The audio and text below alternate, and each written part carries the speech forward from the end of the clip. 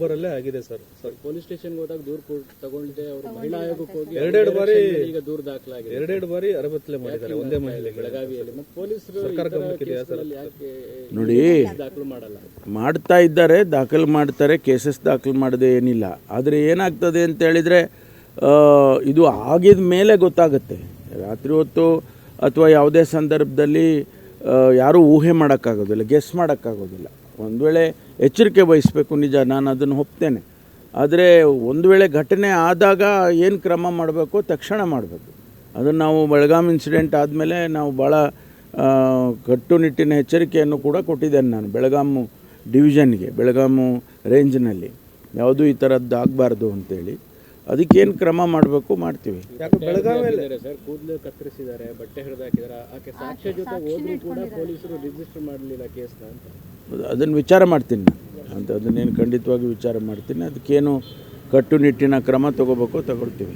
Sir, ಬೆಳಗಾವಿಯಲ್ಲಿ ಕಾನೂನು ಉಲ್ಲಂಘನೆ ಪ್ರಕರಣಗಳು ಜಾಸ್ತಿ ಆಗ್ತಾ ಇದೆ. ನಿಮ್ಮ ಉಬ್ಬಿದ ರಕ್ತನಾಳಗಳ ಸಮಸ್ಯೆಗೆ ಎವಿಸ್ ಆಸ್ಪತ್ರೆಯಲ್ಲಿ ಕೇವಲ 30 ನಿಮಿಷದ ಲೇಸರ್ ಚಿಕಿತ್ಸೆಯೊಂದಿಗೆ ಮುಕ್ತಿ ಹೊಂದಬಹುದು. ಹೆಚ್ಚಿನ ವಿವರಗಳಿಗಾಗಿ ಸಂಪರ್ಕಿಸಿ 8088837300.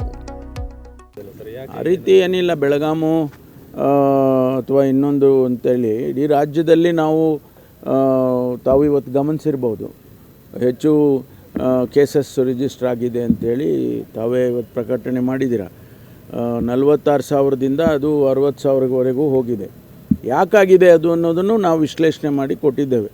ಈಗಾಗಲೇ ನಮ್ಮ ಕಮಿಷನರ್ ಇರ್ಬೋದು, DG ಅವರು ಇರ್ಬೋದು, ಎಲ್ಲ ರಿಜಿಸ್ಟರ್ ಮಾಡೋದಕ್ಕೆ ಇಲ್ಲಿವರೆಗೂ ಒಂದು ಕೇಸ್ ರಿಜಿಸ್ಟರ್ ಮಾಡೋದಕ್ಕೆ ಅವಕಾಶ ಮಾಡಿಕೊಡ್ತಿರಲಿಲ್ಲ ಅಂಥೇಳಿ ಜನ ಕಂಪ್ಲೇಂಟ್ ಮಾಡೋರು.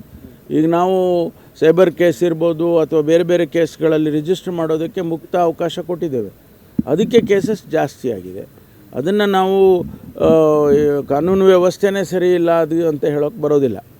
ನಾವು ಎಲ್ಲವನ್ನು ಕೂಡ ಇವತ್ತು ಜನಕ್ಕೆ ನ್ಯಾಯ ಸಿಗಬೇಕು ಅಂತೇಳಿ ಅವ್ರಿಗೆ ಅವಕಾಶ ಮಾಡಿಕೊಡ್ತಾ ಇದ್ದೀವಿ. ಅದಕ್ಕೆ ಏನು ಇನ್ವೆಸ್ಟಿಗೇಷನ್ ಮಾಡಬೇಕು, ಏನು ಕ್ರಮ ತಗೋಬೇಕು ಪ್ರತಿ ಕೇಸ್ನಲ್ಲಿ, ಅದನ್ನು ಎಲ್ಲ ರೀತಿಯಲ್ಲೂ ಕೂಡ ಮಾಡ್ತಾ ಇದ್ದೀವಿ.